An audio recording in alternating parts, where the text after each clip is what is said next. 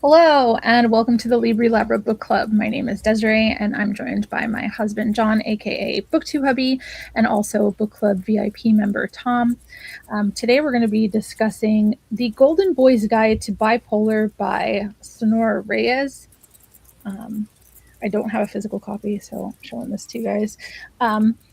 We are going to go into initial thoughts, and then we'll be jumping into spoiler territory, so we'll let you know if you haven't read it.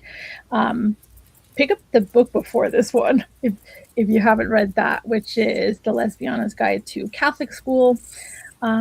This is kind of like a companion to that, and this one is about her brother. Although, if I could step in here for a second, they put that in the freaking title of the book on Amazon. Did you see that? No. Oh wait, I mean it does. Look it up on Amazon. It's ridiculous. They're getting so ridiculous with these titles now. Not on the book itself, but on the listing on Amazon. Yeah. The Golden Boys. It has it on the ebook too, I think. Oh wow. Yeah. An unforgettable companion novel about navigating mental health from the best-selling author of The Lesbiana's Guide to Catholic School. Wow. Which doesn't actually tell you the necessary information that it's a companion volume. But with all those words, but it's just ridiculous what they do now. Anyway, sorry. Please continue. Yeah, if you haven't read this, make sure that you've read the book before it, because they do kind of go together. And really quick, if you ever want to join us on screen to chat about the book, and also to be in kind of like a group where we talk about the media that we're consuming, you can do that by becoming a book club member at patreon.com/LibriLabra. But otherwise, initial thoughts. I was just curious about the bipolar bit going in.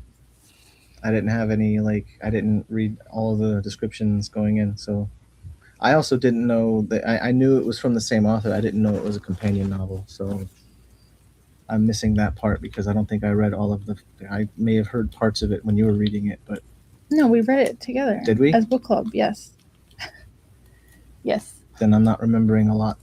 Okay. I mean, it was probably over a year ago. I think I'd have to go back and look when we read it, but we did read it together. Okay. I might have to reread.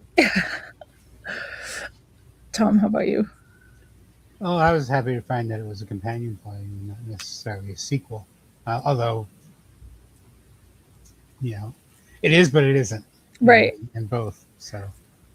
Yeah. Well, I think you can read them independently, but I think it's better to read them together. You can, but it would make more sense. The Catholic School Guide first, and then this one, because he makes references to stuff that happened in the first novel, and you would say, "Well, what's he talking about?" So, I'm surprised you don't remember. I used context clues to get the religious trauma, because there was a lot of that in even more so, I would think, in the first one. Ugh, I don't want to talk about it. So I'm kind of I feel like you had a lot to say while you were reading it. Yeah, and we didn't talk about it afterwards. I mean, this is something that, I don't know, I'm very curious about how, because the bipolar thing, not the manic part, but I feel like I have dealt with that in the past, and the self-destructive, I might as well just, ruin everything because nobody cares. I felt like I've been in that position a few times, but now I can't say that I feel like I'm bipolar, but I think I've dealt with some of those and how this person felt. So I don't know. That's kind of what I wanted to talk about most, and I guess that's more for therapy. Well, my initial thoughts, I was just happy to continue the story because I remember hearing, or maybe the ending of the last book, there was just something that kind of led us to believe that the next book would be about her brother, or there would be more of her brother's story. So I was really interested in hearing about that. And it was also just kind of interesting seeing how different their experiences were, with her just being a girl and how her mother treated her, and how he was more of like the golden boy and stuff like that. But I think at this point we can jump into spoiler territory. But kind of going off of what you were saying, I thought it was interesting that he did have like this self-destructive streak, and there was a part of that that I could identify with but also not identify with.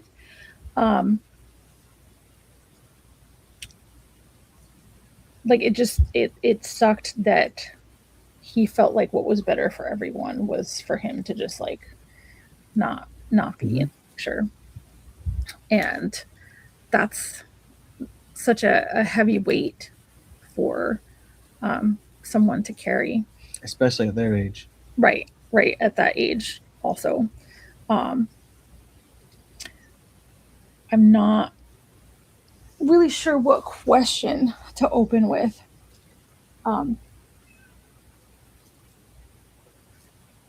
of the things I liked about the book, though, is how gradually she let, it's like, in the movies, of course, you're in the mountains and you see one little pebble come down, and then a couple more come down, and then suddenly the rest just get a little bigger and a little bigger until all of a sudden you're in an avalanche.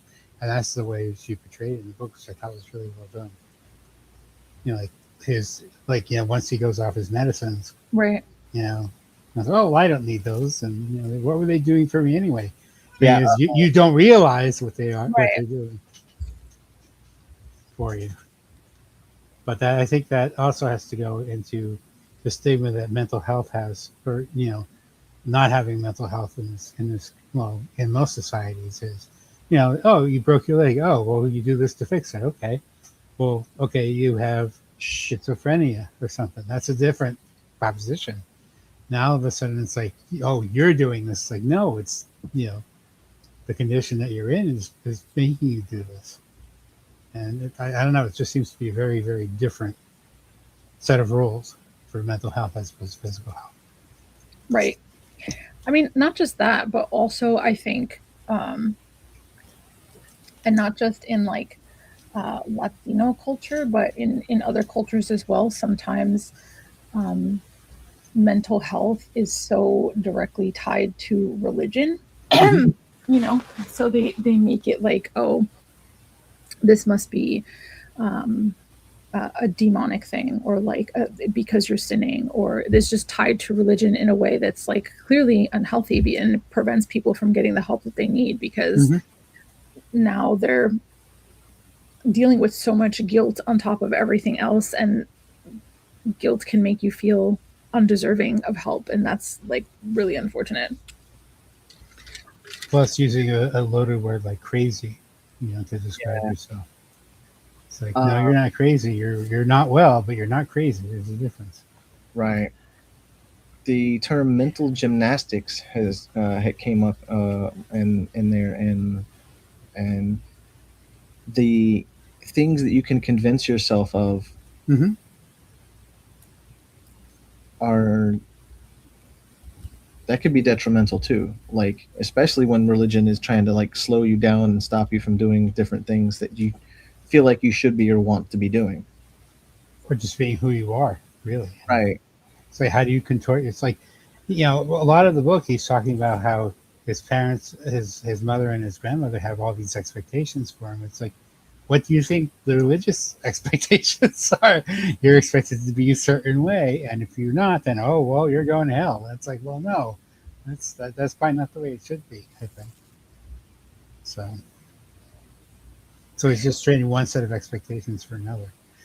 Why the second one is somehow more valid than the first, I don't know. But just going, by the, how he had to contort himself into, I'm going to get the girlfriend. I can't remember what her name was. The one who added his sister thing. It's like, yeah, I'm going to have a relationship with her. It's like, dude, this is clearly not meant for you. But they said, this is what I'm supposed to be doing. It's like, no, that's not what you're supposed to be doing. But that's my take on it. I think as an adult who no longer has parents, It's been a really long time since I've thought about how many like different points of influence there can be around you Mm-hmm. as a younger adult, whether that's like your teachers, your parents, your siblings. Um, so it was kind of um, I was frustrated for him to see that he was like trying to work with a therapist and the therapist was trying to get him Mm-hmm. like notice certain things, but then, then he would go and talk to the priest and the priest would be like, no, you're going to hell. And then it would just kind of like, It's so counterproductive. yeah, right. Counterproductive, Mm-hmm. completely destabilize everything. Um, and so there was like this constant like push and pull internally because why wouldn't there be like, Mm-hmm. and then like, how do you even know who to trust at that point? If you're already struggling with so much, it's like sad and just really, really challenging. Hey, Kitty, I know you want to come hang out. It was a VIP, another new VIP member. She's being a pain. She just turned into a lap cat recently for some reason. Wow. But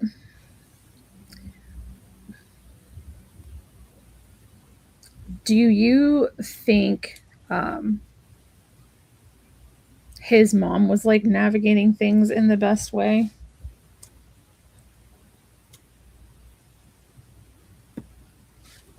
I think she has some baggage from dealing with her own mom. She was the same way. So there's got to be some PTSD from that. Yeah. Now, how much that affected how she treated, that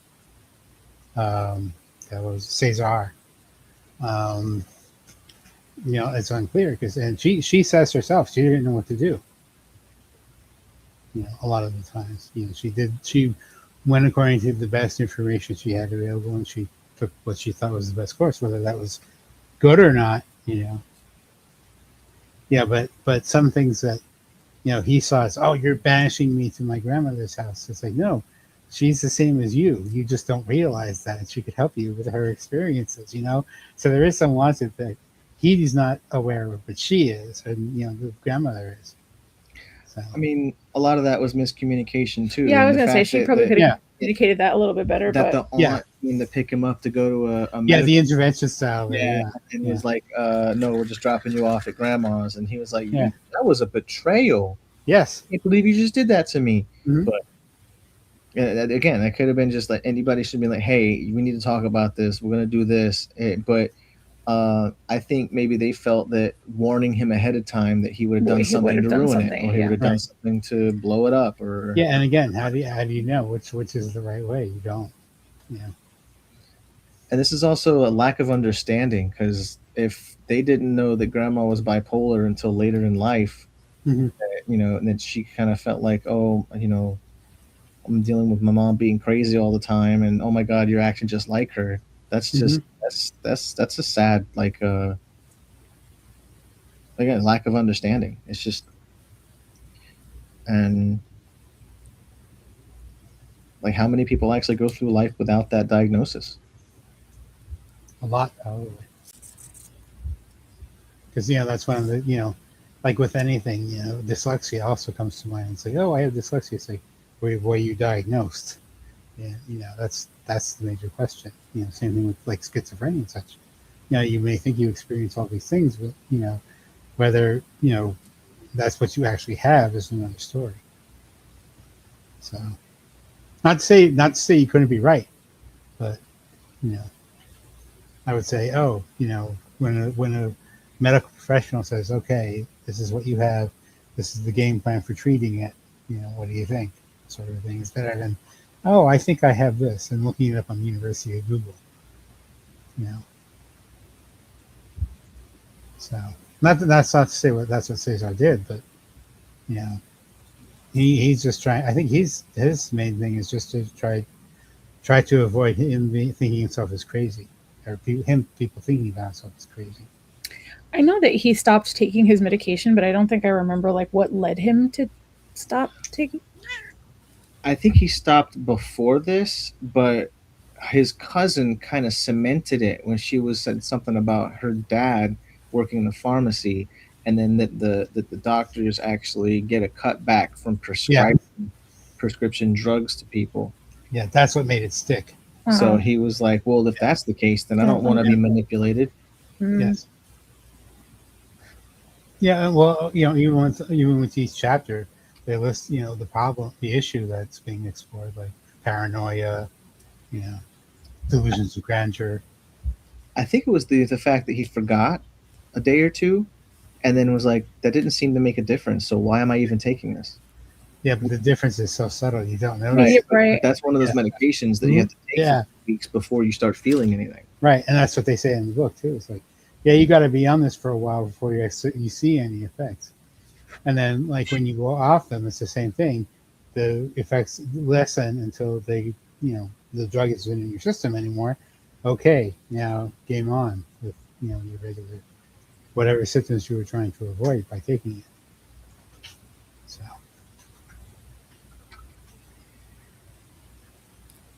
I don't know. That's so scary to me. Because I mean, a lot of times those medications come with severe warnings in regards to not just stopping cold turkey. Yeah. Well, plus, as they say in the book, it takes them a long time to figure out the perfect cocktail for that individual person. It's not this one, there you go. But it's like a whole mess of drugs that you have to, okay, this one has this side effects, which you have to take this other drug for, but that that drug also has two other side effects, to counterbalance it out. And of course, there's the issue of, okay, well, now this drug doesn't work for me anymore. What do I do? So. And then going through the transition of weaning yourself off of one drug to get on another one, you have to deal with that window of it. Yeah. That none of this is fun. Yeah, it's like, is it working? I don't know. It takes sometimes it just takes so long. No clue. I'm not accustomed to sitting like this. My leg is going numb. And then you have a cat. And then I have a cat, so you might have to take her this time. I know. You gotta move. I'm sorry.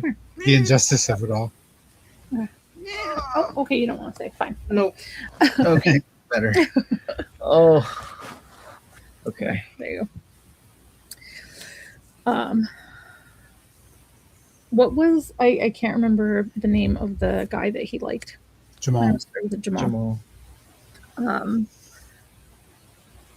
He was very patient, I feel like. Mm-hmm. I think I don't know if this was mentioned or was something that I think he was on the autistic spectrum. I didn't get that impression because of the way he asked. He was out forward. He started everything with question, statement. Like he made sure that he was very straightforward with what he was thinking and saying versus just trying to ask questions.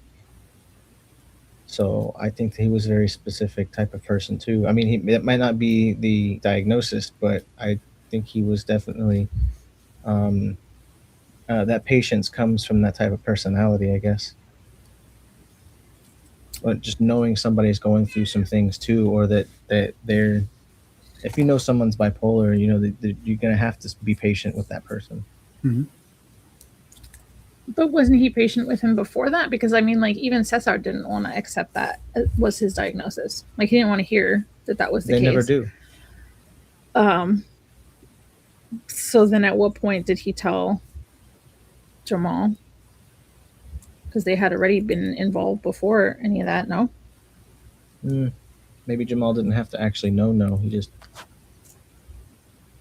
And it's kind of like jumping towards the end, but I feel like I really liked their conversation about, I guess, religion. But he was like, "Aren't you afraid?" And he was like, "Of what?" They got in trouble. We didn't get arrested. And he was like, "No, of like going to hell." And so, like, maybe it's just because I agree with what Jamal was saying. In regards to like God is everything, like the culmination of everything, the universe, like all of us. No, I appreciated that too, because I'm not a fan of organized religion because of how they treat people. Mm-hmm. Using that fear to keep them to do what they Yes. make them do what they were. That fear of going to hell is the bottom line of the reason why people do the things they do, Mm-hmm. and it's kind of sad to me. I mean, it is sad, and especially when you think about the fact that the fear is being used to prevent somebody from being with somebody that they care From about. being happy. Yeah. Mm-hmm. So, I mean, that's like, it's difficult for adults to process and deal with that. Never mind, like, when you're raised in that environment. Someone told me I didn't. It's kind of upsetting too, but that a lot of the ones that fight back so hard is because they followed that strict rule for themselves and couldn't be happy, so they force it on other people. So I wasn't able to go do the thing that I wanted to do, so now you have to do this too. And that's even more upsetting. Things get really messy when he decides to hook up with Bianca. That's her name. which for me was like, I mean, I know like throughout the book he's like, well, I hurt this person and I hurt this person, I'm just a bad person, and that was kind of the way he was looking at things. But like, I don't know, that his hooking up with Bianca was the... Yeah, but that was part of a strategy, though. Him hurting other people in his life was so that he could get them, like, push him away. Distance himself, yeah. So that when he took his own life, you know, they wouldn't care. Yeah, well, they would care. That would never happen that way. Yeah, it has an internal logic of its own, but you know, when you look from the outside, yeah, that's nuts. So, but yeah, going to that point, since you brought up him dating Bianca, it's like throughout the novel, he talks about himself as being bisexual, but he doesn't really seem interested in women like at all. So it's like, is that him just saying, "Oh, I can be anything but gay"? Like we're in the ballpark here. I don't have to call myself gay. I can call myself bisexual.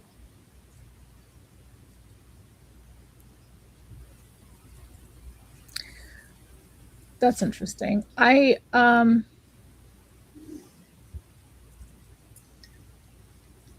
mean, it was very clear that he wanted to be with Jamal, but like...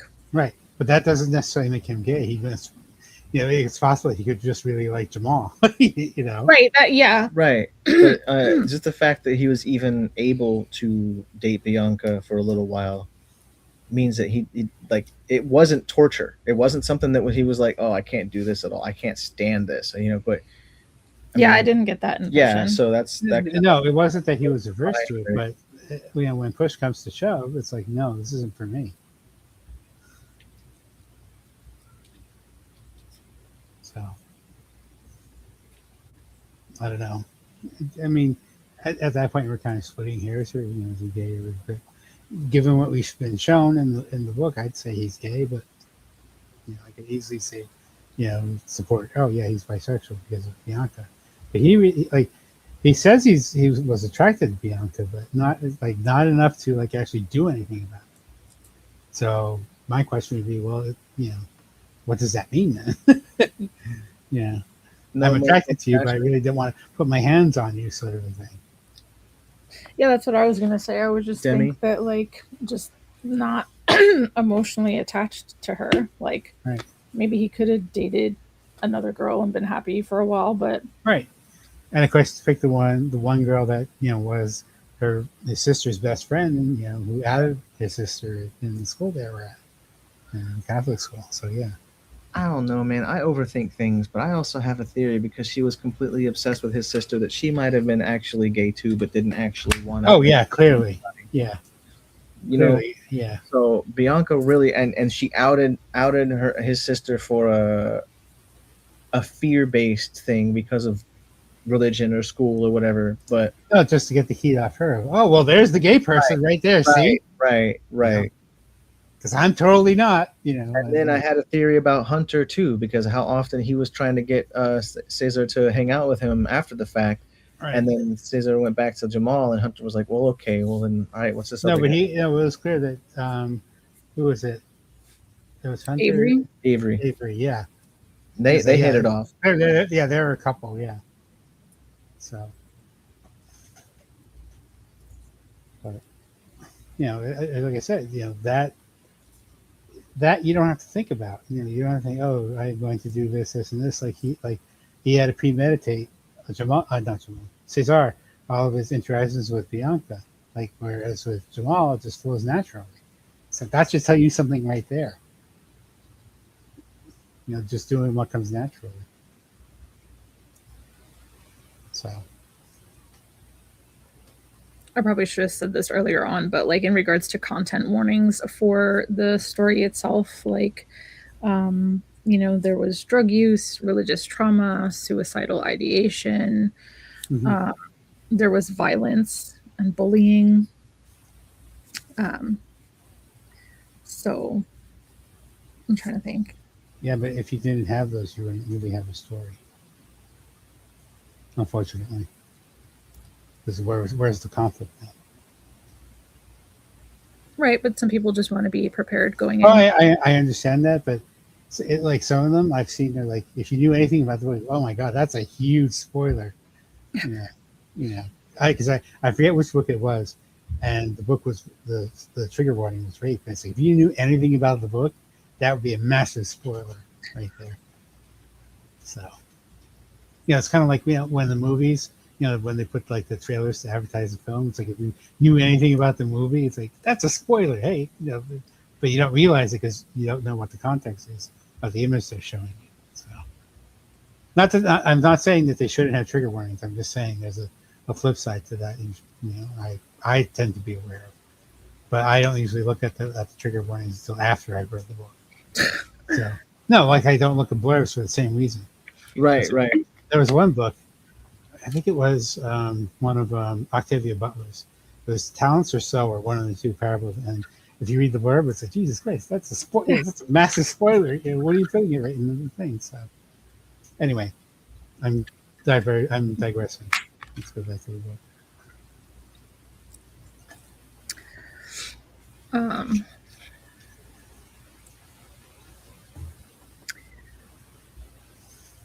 Again, I'm not really sure what to ask, but like as someone who was like really close to their brother and kind of had a rough childhood, it sucks that Yami and Cesar ended up with like a wedge between them because of everything. Because if not, they would have like been heavily relying on each other.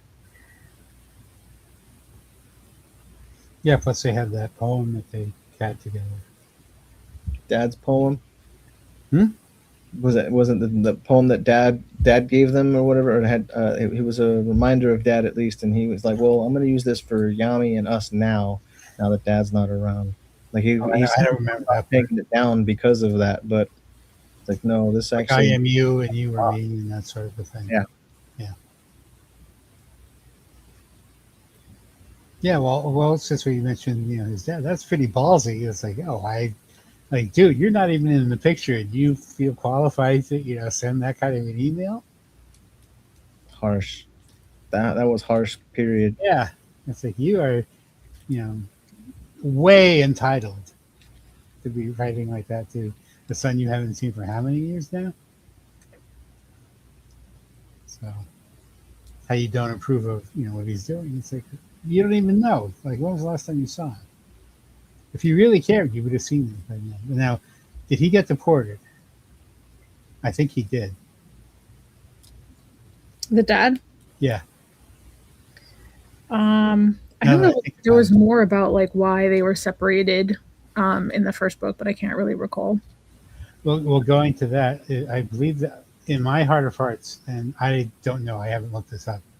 In my heart of hearts, there's going to be a third volume that's going to cover their mom, and how, because they always refer to the incidents in the two books, how her mother lived with the grandmother when she was a young girl, and how she met the dad and what happened there. It's like I could easily see that being the third book in this set. So interesting. Because I think there are like 2 other books out, but I don't know if they tie in any specific way. Unclear. I don't know. I'll have to look that up. I don't even know if Goodreads has them as a set together. And they're usually pretty good about that.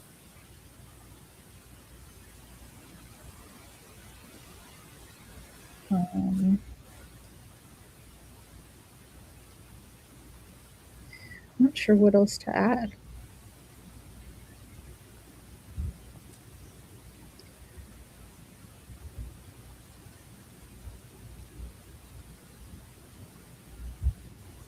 It was a heartbreaking story to read.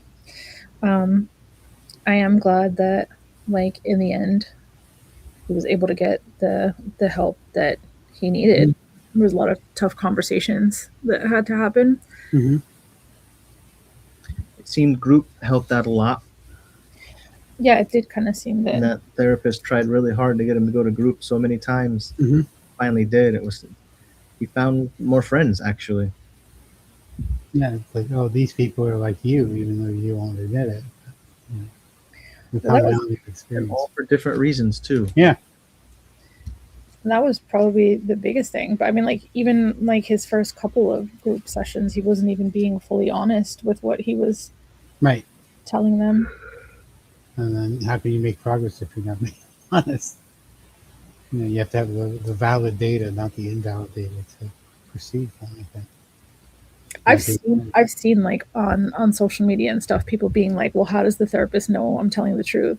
And it's just like, why would you be paying to go to therapy? And lie to them, your therapist, like, they're there to help you. That sucks. You're just hurting yourself at that point. Yeah, no, I just like spinning my tires in the snow and paying for it. I don't know.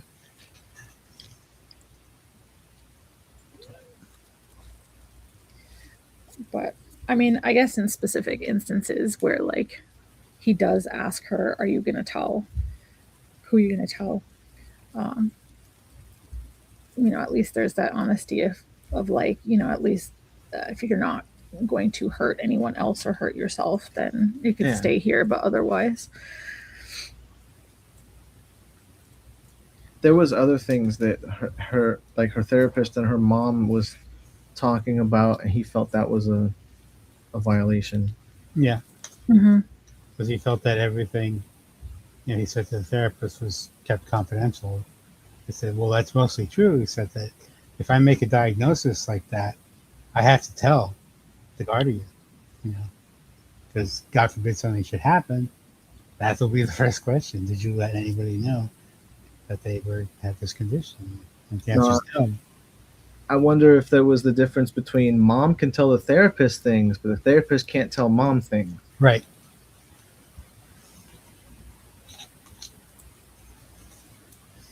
Yeah, they call it mandated reporter. And, the therapist would be one, obviously. So.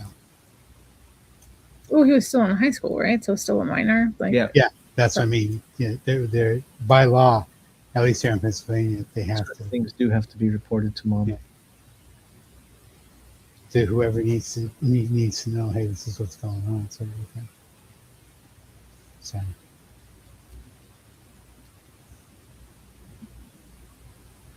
Yeah, I mean, I like the way the emotional arc of the book.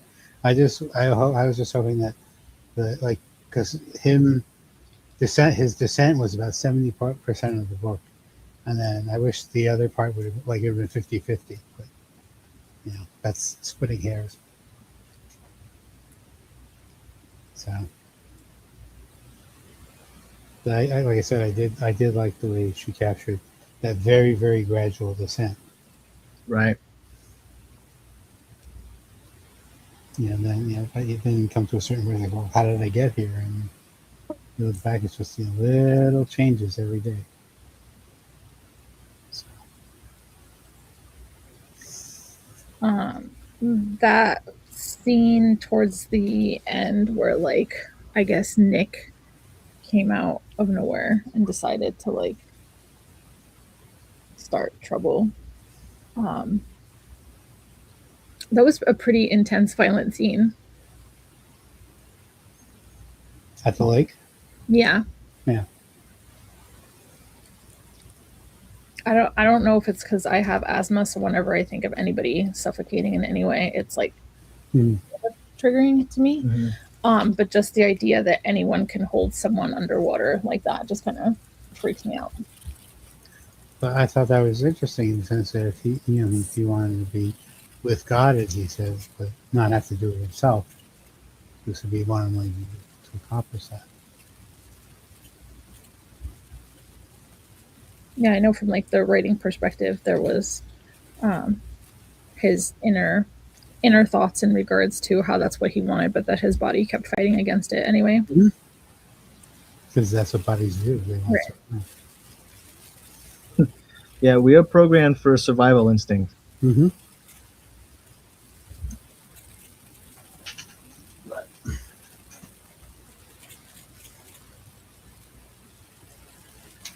Was it ever determined whether or not Nick was telling the truth about Bianca being at his house? I thought her response kind of gave a little more information because she didn't deny it. She kind of like tried to change the subject and veer him off rather than be like, no, why is he lying to you? You know? Mm-hmm. It seemed like she was angry, like why would you say that? But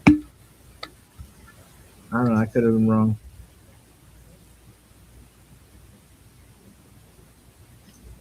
That was when she was supposedly all hot for Cesar, right? Yeah. Did she say don't listen to him? I don't remember. I don't know.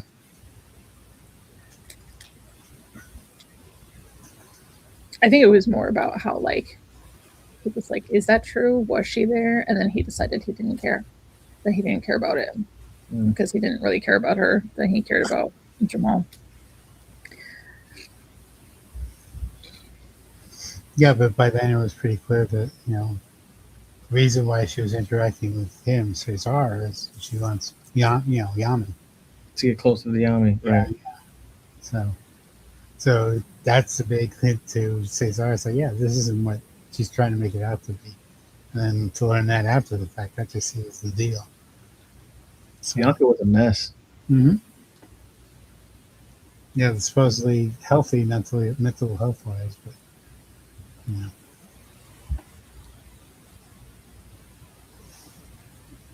But every story was kind of sad too. Mm-hmm. Like he was basically forced to do things that Nick wanted him to do. Mm-hmm. And he took the fall for Nick. I think, is that what that was? I think so. Yeah, he wouldn't snitch on him. Yeah, and he was like, "You gotta do it for me, or I'm gonna tell everybody your your story." Yeah, that's terrible.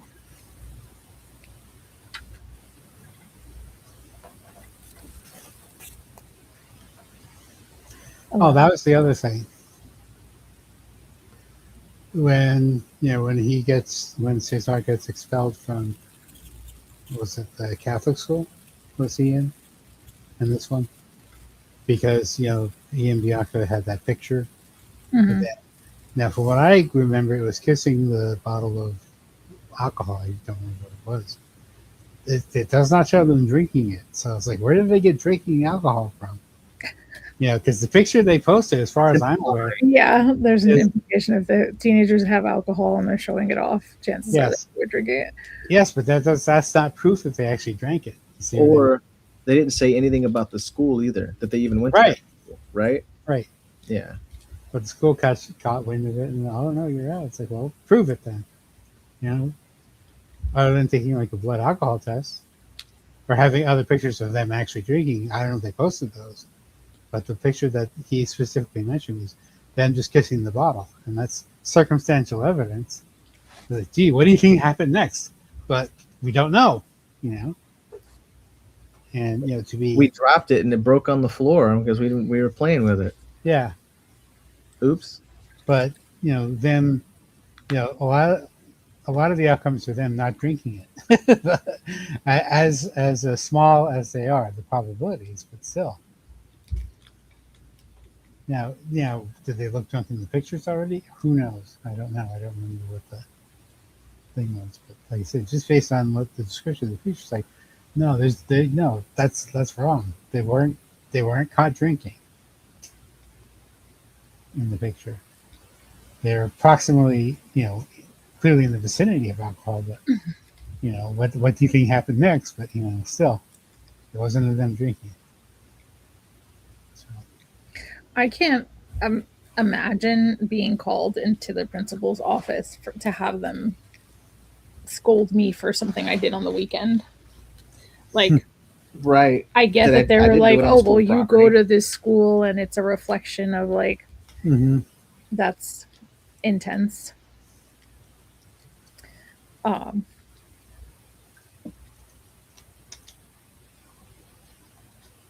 think as a teenager, I would have been like,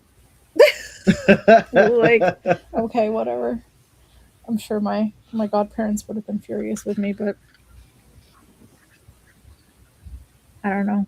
Maybe it's because back then we weren't walking around with like cameras. They could take photos and stuff like that. Yeah. So that was not, it would have been like that. It would have been hearsay versus like photographic Instagram evidence or whatever. Right. But then again, if you're posting like this on your Instagram, that's kind of on you too. Because this is the society we live in now, where people look at your social media and make judgments based on it, good, better, and different.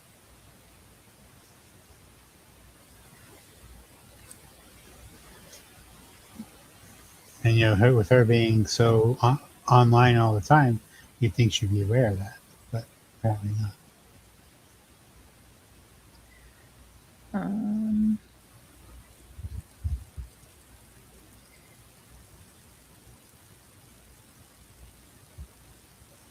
I'm not sure if I have anything else to add.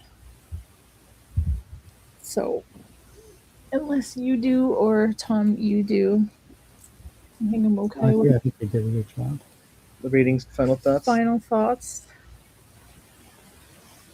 I give it 4 stars. It wasn't something that I was like, yay, let me keep going. Let me go back and read it again. So, I don't think I've given that many 5 stars in my past, have I? I don't know. Yeah, if you read, it's a testament to bipolar and like what kind of should be on the lookout for and how to care for a person in that situation. So, right, it's worth it.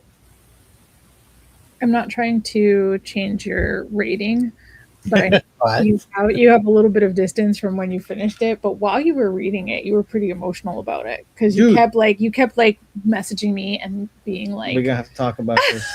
So, the whole religious aspect had me upset. Like every time they talked to somebody about the way he was feeling and what he was going through, and they were like, "Well, if you don't change what you're doing, nah, man, I can't abide by organized religion doing that to people." Mm-hmm. Not a fan. Right. Tom, what are your final thoughts?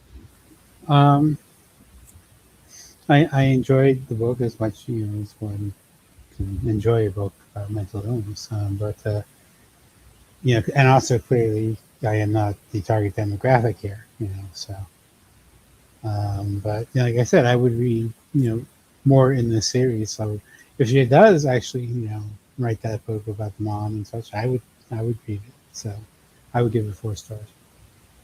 Would you read anything else that the author has published? Not necessarily in this world.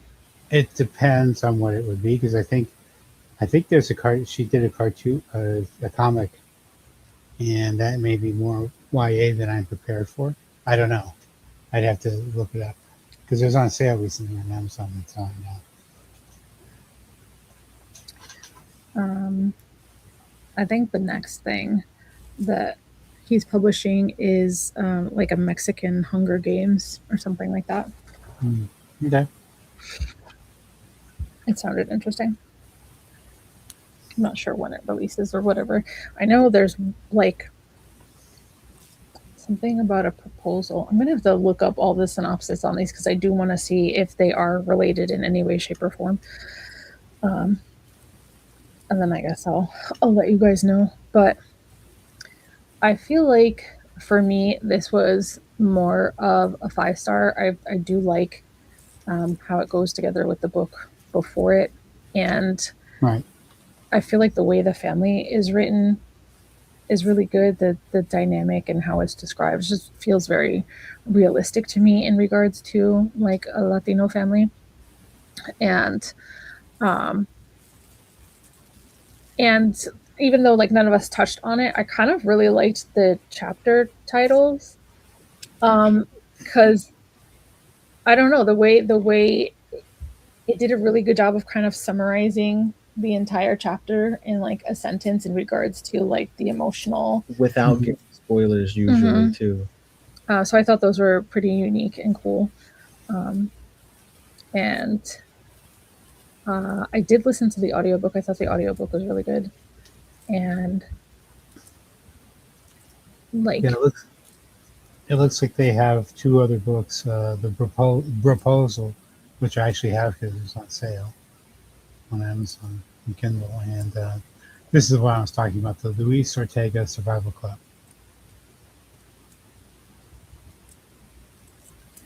because I don't know if it's I have that. is it a graphic novel or is it an No, I actual? don't think it's a graphic novel. Okay, okay. I just saw the cover and it wasn't clear to me because it looks like one. It looks like the cover of a graphic novel. Does it say who the proposal is about? Like who the characters are? The character No, names? it's not. It's not. Yeah, it does, but it's not It's not not connected. the one. Let me look.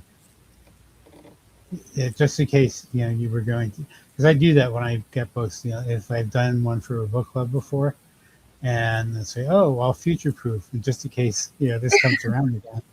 No, I'm serious. Yeah. Because who was it? It was like one of those thriller series. Like, if I see one for $2, okay, I'll pick it up. And, it's Alejandro and Kenny are the Okay. are the two main characters in this one. So it's not connected, or maybe it is. It's possible that characters from the other two books make cameos, Yeah. so they could be in the same universe. But So yeah, well, that brings up another sort of interesting thing to me. You know, in their family, out of 4 people, at least 3 of them are gay. The grandmother is, Yami is, and so is apparently Cesar.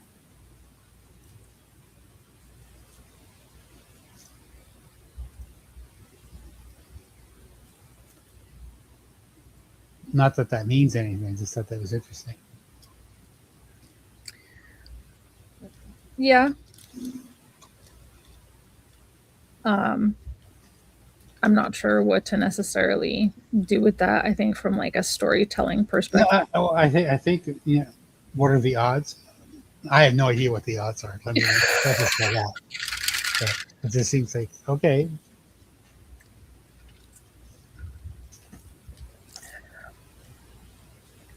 Yeah. Um, I kind of want to know more about his grandmother. Yeah, that's what I'm saying. That's where the third book comes from. Um, so I may have to go looking because I don't think anything was ever mentioned. And that was one of the better parts of the book. It's like you find out the grandfather was just the beard for his grandmother. So. But yeah, it's still a 5 star for me. And what is it that we're reading for? Kindred by Octavia Butler.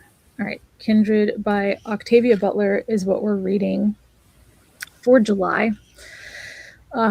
So if you've read it or if you haven't, pick it up and then you can join us later this month or the very beginning of August to discuss it. If you've hung around this whole time, just a reminder that you can join us on camera by becoming a book club VIP member at patreon.com/LibriLabra.